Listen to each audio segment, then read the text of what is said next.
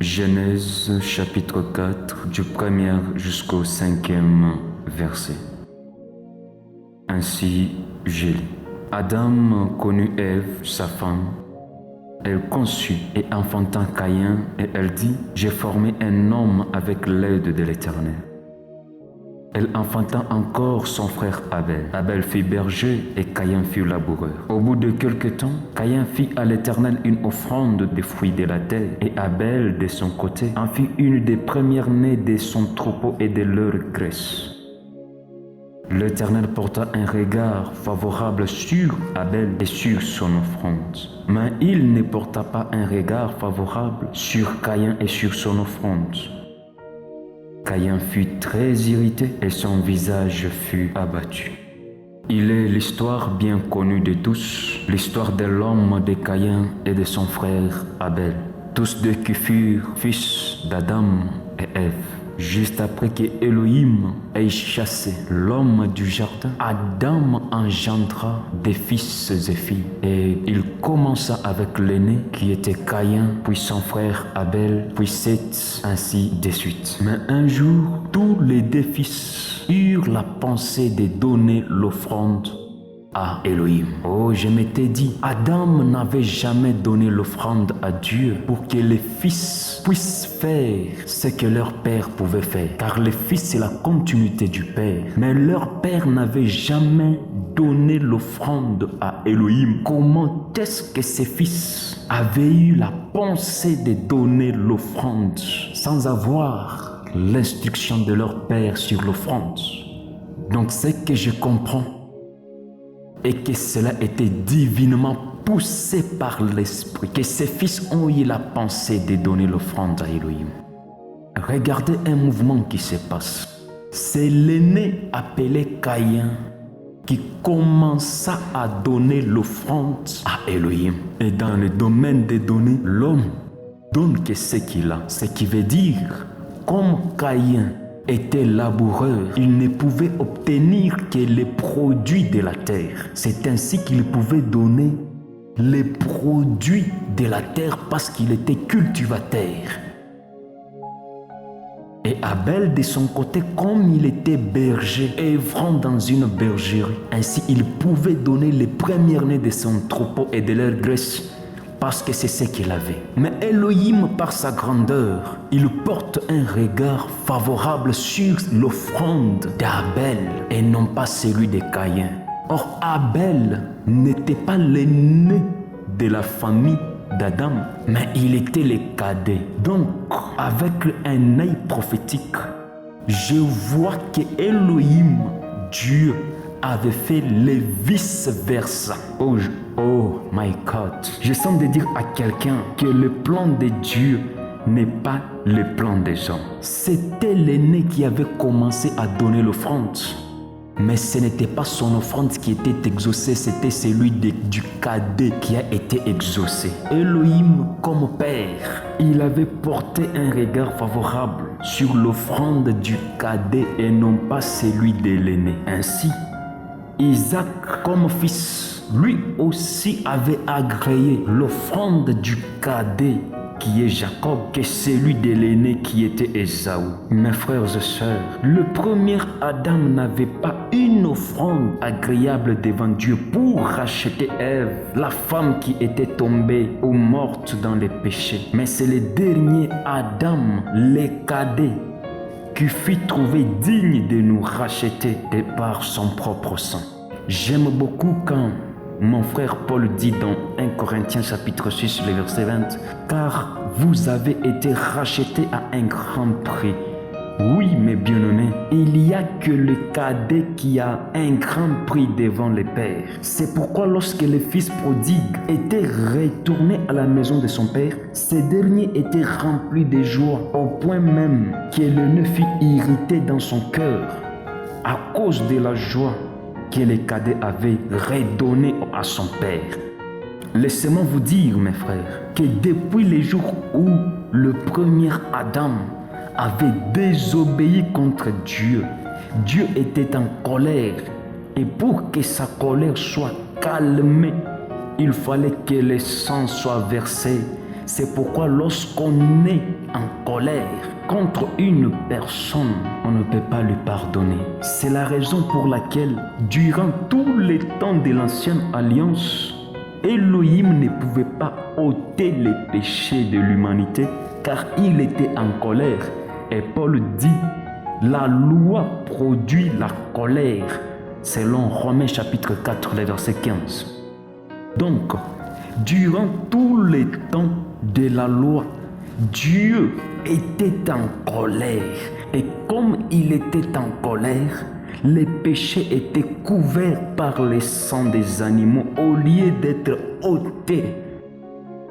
Quand le cadeau est venu dans le monde, il a réjoui le cœur du Père par son sang versé et nous a ôté le péché. Donc, l'offrande d'Abel qui a été exaucée ou acceptée ou agréée, en d'autres termes, l'offrande du cadet qui a été exaucée, ça parle de la personne de Yeshua, Hamashiach, lui le véritable cadet qui est venu avec l'offrande qui a été acceptée devant le Père pour ôter les péchés de l'humanité. Car le premier homme qui était l'aîné selon la chair, il n'avait pas une offrande digne de racheter Ève. J'aimerais dire à une personne, ne peut ôter les péchés de l'homme, ce n'est que les cadets. Il faut chercher les cadets, il faut trouver les cadets pour qu'il ôte tes péchés. Le cadet véritable qui ôte les péchés du monde, c'est la personne du Christ. C'est pourquoi Jean dit, voici l'agneau de Dieu qui ôte les péchés du monde. Et après il dit encore, voilà l'agneau de Dieu. Donc en dehors de lui, il n'y a point d'autre qui peut ôter le péché de l'homme. Mais regardez, Jean qui avait confirmé et affirmé Christ étant comme l'agneau de Dieu qui doit ôter les péchés du monde, étant en prison, il se pose des questions et il envoie ses disciples. Allez-y, demandez-le. Est-ce lui le Messie qui devrait venir ou on doit attendre encore quelqu'un d'autre? Oh Jean, c'est toi qui nous as présenté Christ étant comme l'agneau de Dieu. Mais comment pouvais-tu te poser encore des questions sur cette personne? My God, j'ai compris une chose, que la personne du Christ avait plusieurs casquettes. Parce que quand on parle d'un agneau, selon Jean, il devrait voir un agneau crucifié et ôter les péchés du monde. Mais il s'est rendu compte qu'en entendant voir la réalisation de l'agneau qui ôte les péchés du monde, il a commencé à voir d'autres casquettes. Il œuvrait comme prophète, il œuvrait comme docteur, le Christ œuvrait comme apôtre. Et ça compliquait Jean. Jean s'est dit, mais est-ce lui ou ce n'est pas lui? Parce qu'un agneau, sa tâche, c'est de mourir et d'ôter les péchés. Mais là, il commence à travailler pas comme un agneau, mais comme un serviteur, mais comme un prophète, tantôt comme un apôtre, tantôt comme Dieu, tantôt comme fils de Dieu.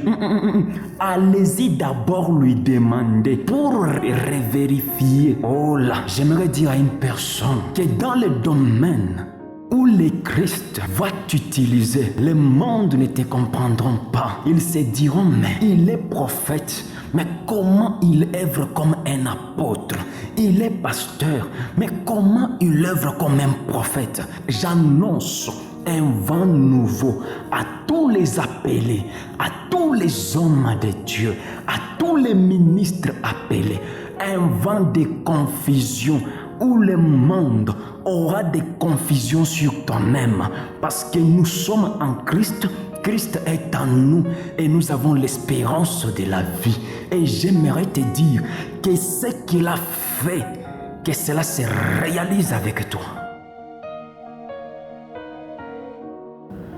Mais la question se pose de la sorte. Seule l'offrande d'Abel qui a été agréée. Pourquoi Elohim ne pouvait pas aussi accepter l'offrande de Caïn, mais il acceptait seulement l'offrande d'Abel qui était le cadet? Il faut sonder les Écritures, car en elles il y a la vie. Ainsi je réponds ceci. Il faut d'abord savoir primordialement que Caïn et Abel, tous deux avaient pris la nature de leur père. Regardez, Adam était le cultivateur du jardin, car Elohim lui avait confié la mission de cultiver le jardin. Or, celui qui cultive est un cultivateur, et c'est cela la nature que Caïn avait hérité de son père.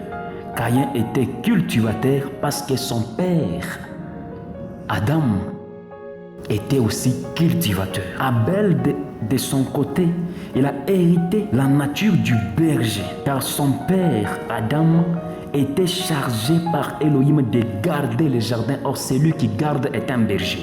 Donc, tous les deux fils étaient semblables à leur père. Ils avaient hérité quelque chose, une nature de leur père. Adam n'avait jamais appris à ses fils comment donner l'offrande.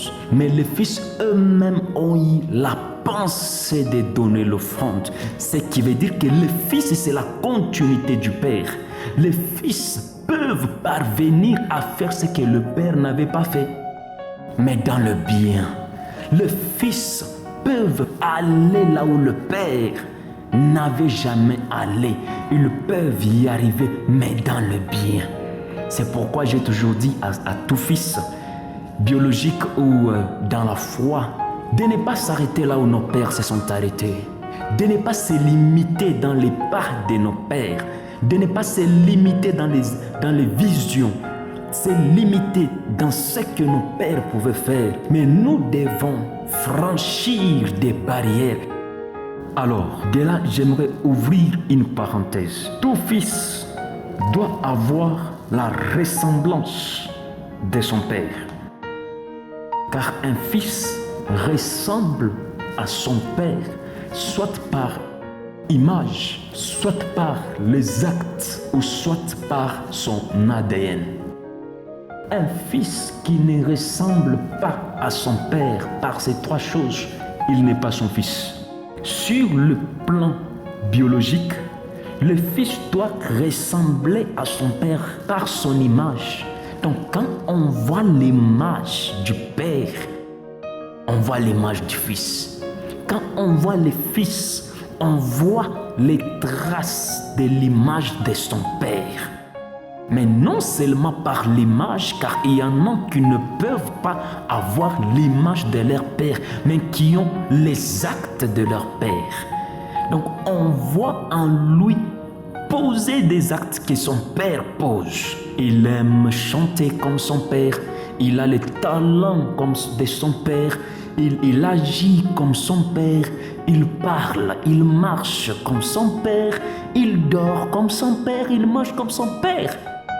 Mais il y en a qui peuvent rater les visages, l'image du père, qui peuvent rater les actes du père, mais ils ne peuvent pas rater son ADN. Quand seulement un fils n'a pas l'ADN du père, n'a pas l'image qui correspond à son père, n'a pas les actes qui correspondent à son père, il n'est pas son fils d'office.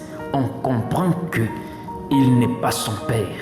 De même aussi sur le plan ministériel, tout fils doit nécessairement ressembler à son père par la manière de faire chanter les Écritures afin d'amener la danse des Écritures. Donc, tout fils ressemble à son père par sa manière de décortiquer les Écritures, par sa manière de fouiller dans la forêt des Écritures afin de ramener les mandragores pour redonner la fécondité à Léa et à Rachel. Quand on voit le ministère du Fils, on lit le ministère du Père. Un fils qui est si resté longtemps au pied de son Père, il absorbe la manière de son Père de faire les choses. Quand il parle, il parle comme son Père. Quand il enseigne, on voit la taille du Père. Quand il commence à décortiquer les Écritures, on voit les sons du Père. C'est pourquoi tous les deux fils, l'aîné et le cadet, Caïn ainsi qu'Abel, avaient pris la nature de leur père. Oh, cher fils, d'où vient ta nature? D'où vient ta nature? De qui ce jeune homme est-il fils? Oh, cher fils, il n'y a pas de ministère sans père, il n'y a pas de fils sans père. Parce que si vous êtes fils sans avoir un père, vous n'aurez pas l'accès à entrer dans les champs de Macpéla. Car ne peut entrer dans les champs de Macpéla pour enterrer. Ce n'est qu'un père, ce n'est qu'un fils. Car dans le champ de Macpéla, ce sont des fils qui enterrent leur père. Et ce sont des pères qui enterrent leurs épouses. Mais si tu n'es pas fils d'eux, tu n'entreras point dans les champs de Macpéla pour enterrer un père. Oh, j'ai dit que les âmes de nos pères reposent en paix, que nos patriarches qui nous ont précédés, que leurs âmes reposent en paix. Et quand nous partirons, que nos âmes reposent en paix. Adonai. Alors, personnellement, je dirais qu'il y a deux raisons qui ont fait à ce que Elohim ne puisse pas agréer l'offrande de Caïn. Donc, premièrement, la manque de la révélation. Caïn manquait la révélation. Si Caïn pouvait avoir la révélation sur le temps où il avait donné son offrande allait être agréée. Car quand nous parlons de l'offrande dépend aussi du temps. C'est pourquoi il y a dans les Écritures l'offrande du matin et l'offrande du soir, selon 2 Rois chapitre 16, le verset 15. Or, quand nous parlons du matin et nous parlons du soir, nous voyons le déveil parmi tant d'autres. Car dans les Écritures, nous avons 4 veilles de la nuit citées dans le livre de Marc, chapitre 13, le verset 35. Dans l'Ancienne Alliance, il n'y avait que 3 veilles, c'est-à-dire la veille du soir, la veille du milieu de la nuit, ainsi que la veille du matin. Il n'y avait pas la veille du chant des coqs. Pourquoi il n'y avait pas la veille du chant des coqs? Je vais y arriver. 4 veilles de la nuit. La veille du soir, la veille du milieu de la nuit, les chants du coq et la veille du matin. Et chaque veille durait au moins 3 heures du temps. Cependant que dans l'Ancienne Alliance, une veille avait 5 heures du temps. Alors parmi ces 4 veilles de la nuit de la Nouvelle Alliance, il y a 2 veilles qui appartiennent à l'Église et il y a 2 veilles qui appartiennent à Israël. Nous avons la veille du soir et la veille du milieu de la nuit. Car l'Église est celle qui a débuté sa marche avec Elohim le soir vers le milieu de la nuit. C'est pourquoi dans le livre de Matthieu chapitre 25, quand on parle sur le parabole de ces 2 vierges, ils ont commencé leur marche vers le soir. Et c'est au milieu de la nuit qu'il y a eu un cri qui a retenti pour le départ de ces femmes, de ces vierges contre l'époux. Donc l'Église a commencé sa marche vers le soir et elle est en train d'aller vers la rencontre du Seigneur au deuxième veille de la nuit prophétique qui parle du temps de l'Église. Alors, la veille du chant du coq et la veille du matin appartiennent à Israël. Donc, la veille du chant des coqs, c'est pour le ministère des deux témoins, des deux Olivier, d'Élie ainsi que de Moïse. Et la veille du matin, c'est pour le retour d'Élohim à Israël. C'est pourquoi j'ai dit que dans l'Ancienne Alliance, il n'y avait pas le chant du coq. Pourquoi? Parce que là, il n'était pas question du ministère des deux témoins. Car le ministère des deux témoins, c'est pour la nouvelle alliance. C'est-à-dire, après la venue du Christ pour racheter l'humanité et après son départ avec l'épouse. Alors, Caïn manquait la révélation de lire les temps avant de donner son offrande.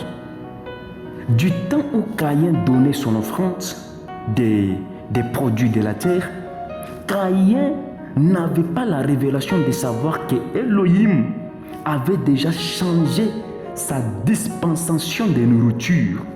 À la place des produits de la terre, c'est-à-dire à la place des fruits et légumes, il cherchait maintenant du sang.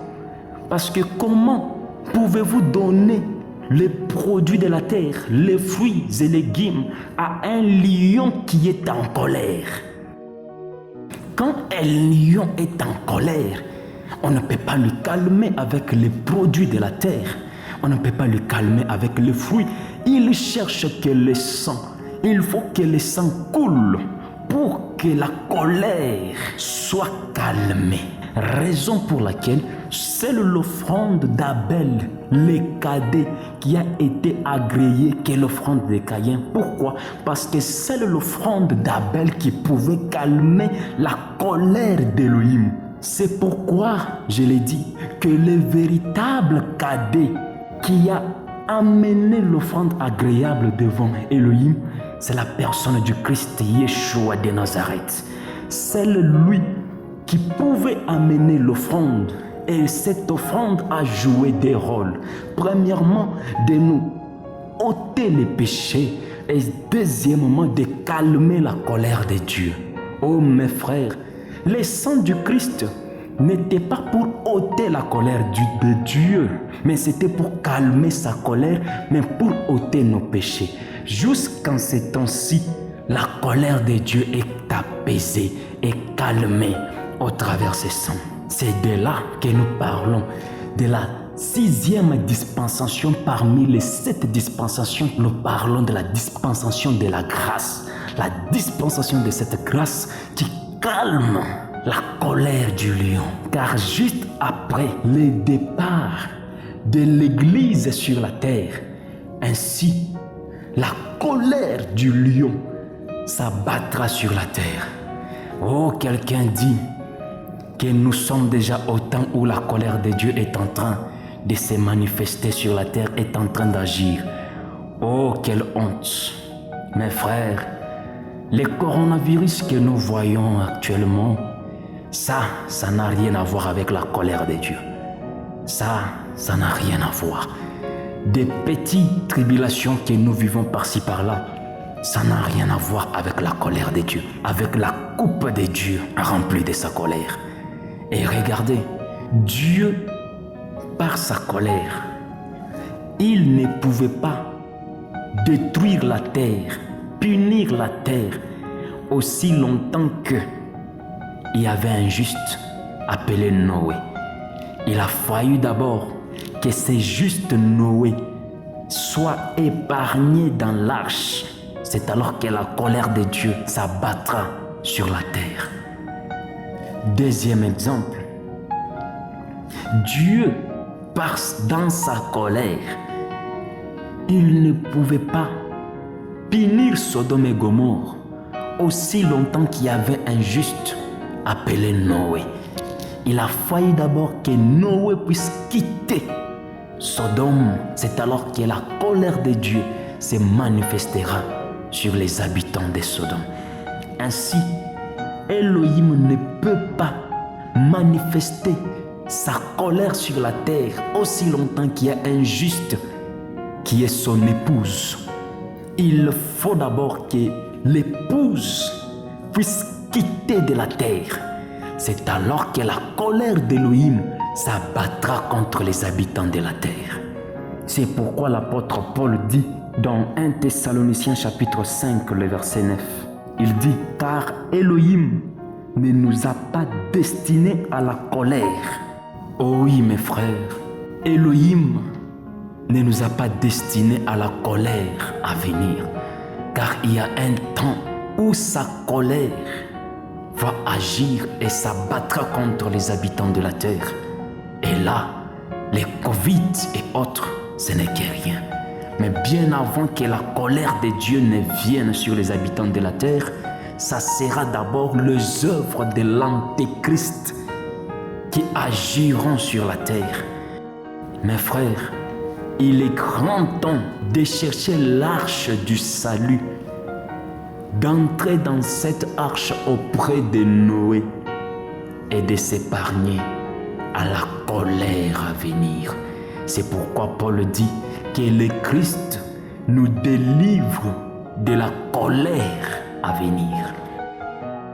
Alors, en parlant de la manque de révélation, notons qu'il y a une différence entre une révélation et une inspiration. On parle d'une révélation, c'est lorsqu'on a connu ou on a découvert la chose en question sans passer par un homme. Je m'explique. Par exemple, je me pose des questions sur un verset et sans passer par un homme, sans écouter un homme, sans interroger un homme, sans demander à un homme, j'obtiens toute explication possible sur la question que je me posais. Ça, c'est une révélation, telle que le frère Paul nous dit dans 1 Corinthiens chapitre 2, le verset 9. Mais comme il est écrit, ce sont des choses que l'œil n'a point vues, que l'oreille n'a point entendues et qui ne sont point montées au cœur de l'homme, des choses que Dieu a préparées pour ceux qui l'aiment. Et en parlant d'une inspiration, c'est lorsqu'on passe par quelqu'un, c'est-à-dire je suis par exemple en train d'écouter un prédicateur et dans sa prédication, j'obtiens d'autres prédications. Dans sa prédication, j'obtiens des sujets à décortiquer. Dans sa prédication, j'obtiens des cantiques à chanter. J'obtiens des compositions de cantiques. Vous voyez, ça, ce n'est pas une révélation, ça c'est une inspiration. Je me suis inspiré d'un thème provenant d'eux. C'est lorsque tel prédicateur avait enseigné que j'ai eu l'inspiration, l'idée sur ces passages, sur ces thèmes. Donc, on parle d'une inspiration, c'est lorsqu'on a entendu quelqu'un, on a écouté quelqu'un, on a vu quelqu'un réaliser la chose et on s'est dit aussi de faire, mais pas comme lui, mais à notre manière. Ça, c'est une inspiration. Mais la révélation, c'est lorsqu'elle est venue par vous-même. Vous n'avez pas consulté quelqu'un, vous n'avez pas demandé quelqu'un, mais de vous-même, Elohim vous révèle la chose, vous met la chose au cœur, vous enseigne la chose. Ça, c'est une révélation. Et Elohim peut faire grâce que non seulement à vous qu'il en a révélé, mais il peut le révéler à plusieurs personnes. Ça, c'est une révélation. Mais l'inspiration, c'est lorsqu'on lit Paul et en les lisant, on obtient des thèmes à décortiquer, des thèmes à expliquer à notre manière. Ça, c'est une inspiration. Deuxième point qui a fait à ce que Elohim ne puisse pas agréer l'offrande de Caïn, c'est parce que Caïn manquait le discernement. Regardez mes frères, dans Genèse chapitre 3, le verset 17, Elohim avait maudit les sols et par conséquent, tout ce qui pouvait sortir de la terre contenait déjà cette malédiction. et comment prendre des choses maudites pour offrir à Dieu. Oh pauvre Caïn, malheureux sans discernement. En parlant de Caïn qui manquait le discernement de savoir si la chose était bonne ou pas, je vois plusieurs Caïns actuellement dans le monde et dans des lieux dites églises qui offrent des offrandes sales, des offrandes ayant des sangs, des offrandes maudites, des offrandes remplies de malédictions. Peuple de Dieu, habitants de la terre, quittez dans les mensonges de croire que même si tu donnes l'offrande de prostitution à Dieu, tu seras béni. Non, tu seras maudit davantage d'avoir souillé l'autel de Dieu. N'amenez pas à la maison de Dieu des choses maudites, des offrandes de malédiction, des offrandes de vol, des offrandes d'escroquerie. N'amenez pas des dons remplis de sang à Elohim, peuple de Dieu. Vous vous enfoncez davantage dans la malédiction. Le main qui est maudit, tout ce que ses mains toucheront seront aussi maudits. C'est pourquoi lorsque la terre était maudite par Elohim, tout ce qui pouvait sortir de la terre contenait la malédiction de la terre. Quand Elohim a maudit les sols étaient maudits et tout ce qui pouvait sortir du sol était maudit. Mais quand Elohim a béni Marie par l'envoi de l'ange, et même le fruit de ses entrailles était aussi béni. C'est comme ça que Caïn n'avait pas le discernement. Il est allé prendre les produits de la terre provenant d'une malédiction de la terre pour les offrir à Dieu. Et comment Elohim pouvait les agréer? Il devait les rejeter. Aujourd'hui, les offrandes de beaucoup de gens sont rejetées par Elohim et eux pensent que leurs offrandes est agréée.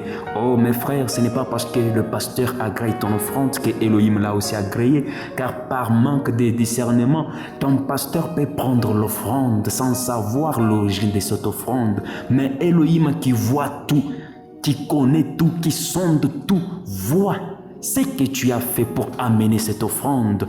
Et sache que ce n'est pas parce que tu as volé de l'argent et que tu as peur de la mort, tu prends cet argent pour l'amener à l'église, que tu seras épargné de la mort à venir. Tu mourras davantage.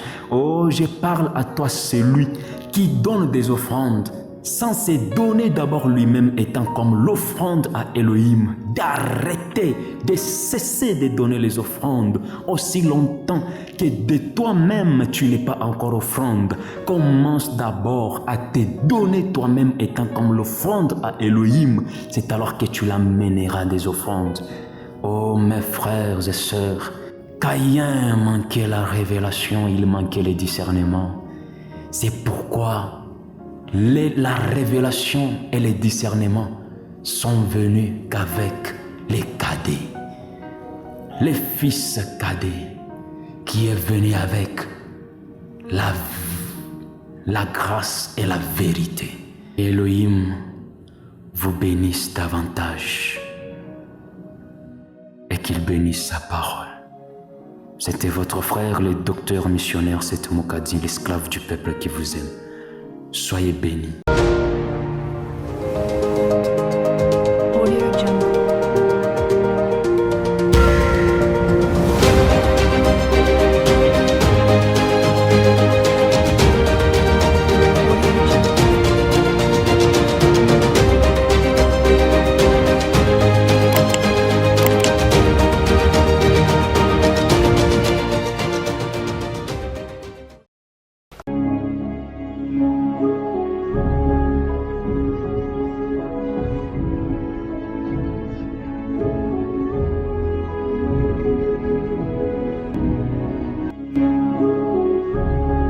Shalom, c'est votre serviteur, le docteur missionnaire Seth Moukadi, l'esclave du peuple qui vous aime. Je tiens à vous inviter à vous abonner massivement sur notre chaîne YouTube en tapant justement Dr Seth Moukadi. Et si vous êtes quelqu'un qui est disposé, touché par le Seigneur, afin de soutenir le ministère de votre frère, votre soutien financier, matériel, physique, mes voix tout droit au cœur, vos reproches, vos remarques, vos conseils, que le Seigneur vous bénisse. Merci.